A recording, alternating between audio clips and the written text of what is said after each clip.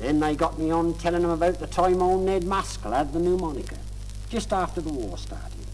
The doctor come to see him on the Friday. He tried his temperature out. He says, "You got a touch of the pneumonica, my lad." So he given him some of these here pills, you know, what they calls the wonder drugs. Told him to keep himself nice and warm and that he wasn't on any account to move, you see. And he'd be back to see him as soon as he could. But he forgot to take the thermometer from under his arm. And when he come back to see him on the Monday, that was still there. He says, "How are you feeling, Ned?" Old Ned says, "I'm a lot better today, doctor," he says. "This glass fanglement's done me a power of good, what you put under my arm," he says. "Mind you," he says, "I had a tidy job keeping it there. That kept on slipping down in the night. I had all I could do not to lie on it. Eventually," he says, "we fixed it down with sticking plaster, and that hasn't moved for the last 24 hours. The old doctor said he had to laugh. Not like when poor old Fred Turpin was took queer, you know. The doctor come across to see him, and he give him a order for a bottle of medicine. So his old gal went across to Aylesbury and got this here medicine. But when she got it home, she found it was writ on the bottle as how that had to be took in a recumbent position. And of course she hadn't got one. Wow, she never had one. Not a proper one anyway. So she runs across to Mrs. Trotman's place to borrow hers.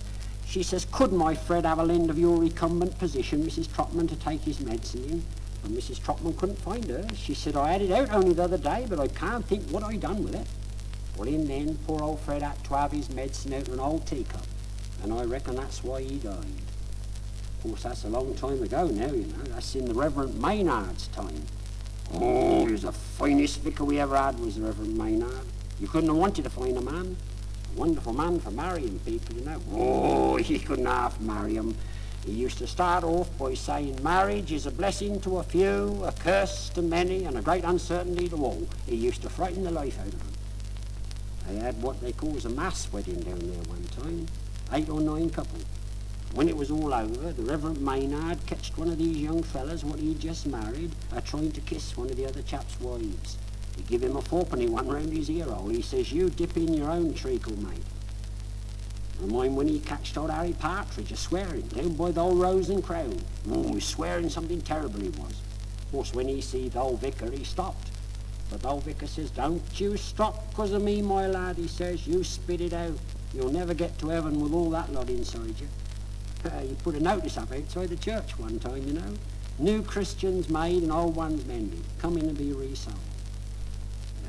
He was the finest vicar we ever had, was the Reverend Maynard. Wonderful man for walking, you know. He used to reckon to walk 40 mile a day. He used to call his right leg Percy and his left leg Albert and make 'em race against each other. You could hear him talking to 'em as he went by, egging 'em on like, "Come along, Percy, Albert will beat you. Come along, Percy, Albert will beat you." He used to write music in his spare time, you know. Hymns and anthems and that, for the choir. Well, of course, he used to buy the paper with the lines already drawn, so he only had to put the notes in, and I suppose that ain't too hard. I mind when he asked old Fred Turpin if he knowed the difference between a hymn and a anthem. Old Freddy says, "Course I do," he says. "A hymn," he said, "is like if you was to say to me, 'Come here, Freddy.' But a anthem," he said, "is like if you was to say, 'Come here, Freddy, come you here. Come you, come you, come you here. You come, you come, you come, you come here."